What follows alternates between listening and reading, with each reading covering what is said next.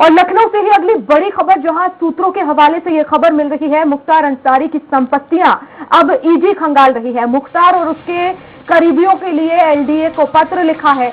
ED ने LDA से नामी बेनामी संपत्तियों की सूची मांगी है। लखनऊ में 19 संपत्तियों के मुख्तार से शक जुड़े होने का ये शक जाहिर किया जा रहा है और 19 संपत्तियों की गोपनीय जांच चल रही है।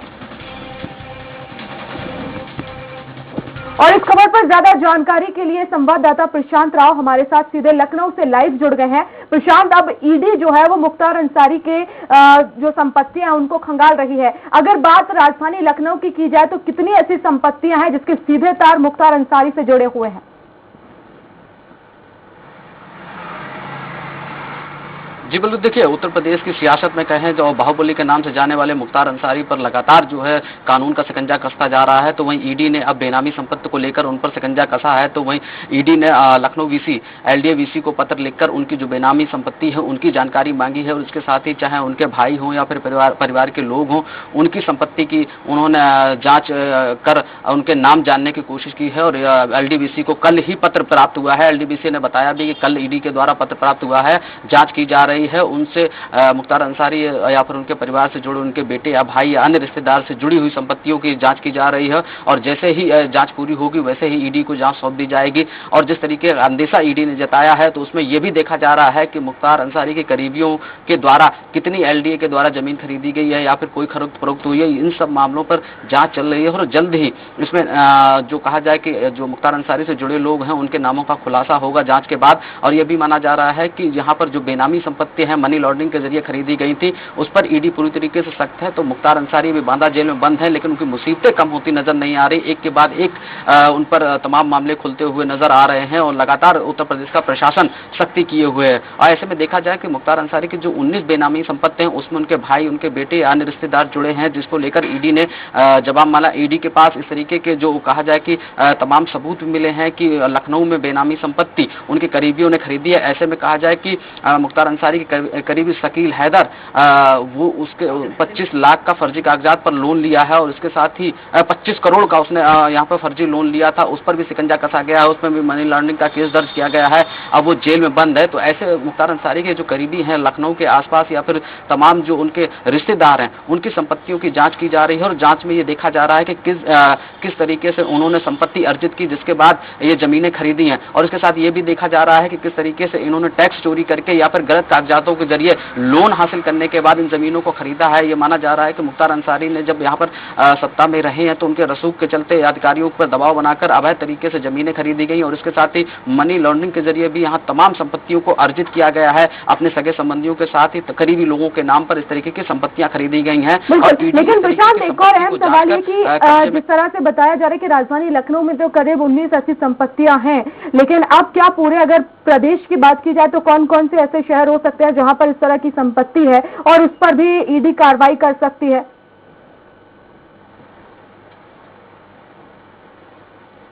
देखिए अगर पूरे प्रदेश की बात करें तो लखनऊ के साथ ही नोएडा है, गाजियाबाद है, इसके बाद मऊ है, गाजीपुर है, प्रयागराज है, अन्य तमाम बड़े शहरों में मुख्तार अंसारी की संपत्तियों की जो बात चल रही है। हालांकि साफ तौर से उनका नाम सामने नहीं आया लेकिन उनके कहीं ना कहीं कोई करीबी जो उनके गुर्गे रहे हैं उनके नाम इस तरीके की संपत्ति रही है। लेकिन उनमें सीधा जो मुख्तार अंसारी का इन्वॉल्वेशन रहा है या फिर जो पैसे की फंडिंग हुई है वो उनके द्वारा की गई है, इस पर जाँच की जा रही है। और साथ ही साथ कहा जाए कि अगर लखनऊ की बात करें तो लखनऊ के डालीबाग इलाके में और उसके साथ जानकीपुरम में या तमाम क्षेत्रों में उनके नाम जो संपत्ति या उनके परिवार के नाम संपत्ति है उस पर भी जांच की जा रही है। ये कहा जाए कि बिल्कुल साफ तरीके से मुख्तार अंसारी ने अपने करीबियों को संपत्ति खरीदवाई थी और लेकिन उसका प्रयोग सीधे तरह से उनकी कंपनी या उनके नाम पर किया जा रहा था। तो इनपुट जो ईडी को मिले थे उसके आधार पर उन्होंने एलडीए वीसी को पत्र लिखा था और यहाँ पर जो संपत्ति है चाहे उनके करीबी हो, चाहे उनके भाई सिकबतुल्ला अंसारी हो या अफजाल अंसारी हो, बेटे अब्बास अंसारी हो, उनके द्वारा कहाँ कौन कौन सी जमीनें खरीदी गई हैं इस पर भी जांच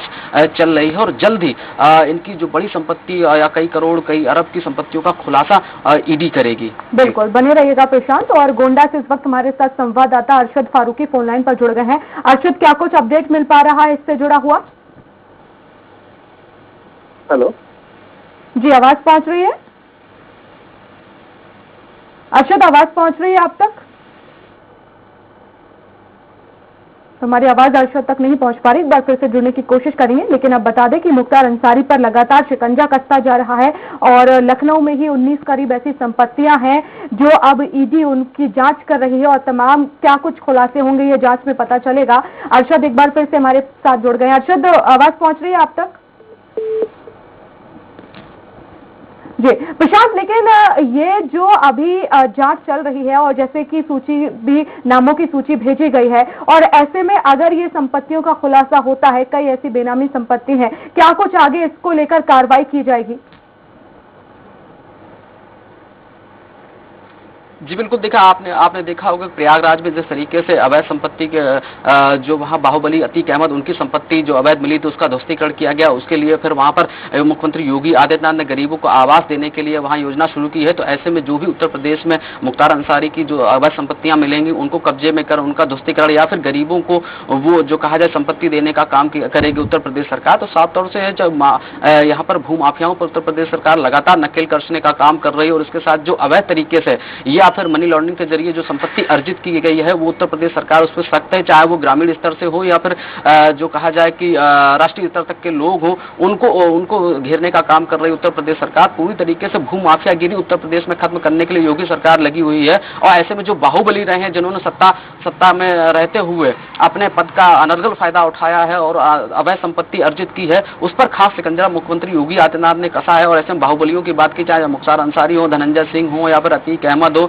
या फिर अन्य कोई रहा हो, तो मुख्यमंत्री योगी आदित्यनाथ को शिकंजा कसने की पूरी तरीके से कोशिश की है। और वो कोशिश का फल ये भी हुआ है कि तमाम जो अवैध संपत्तियां अर्जित की गई थी उत्तर प्रदेश में उनको ध्वस्तीकरण करने का काम किया गया है या उसको सरकार ने कब्जे में ले लिया है। अब सरकार एक नई योजना बनाई जा रही है, ऐसी जो अवैध संपत्तियां मिलेंगी उसको ध्वस्तीकरण न करके अब गरीबों को उसमें आवाज अलाट कर दिए जाएंगे। या बिल्कुल, और ये फैसला कहीं ना कहीं अच्छा भी है प्रशांत, जो अवैध संपत्तियां मिल रही हैं वो गरीबों को दे दी जाए, इससे उनका भी आशियाना बन जाए। बहुत शुक्रिया तमाम जानकारी के लिए प्रशांत। सरकार करेगी।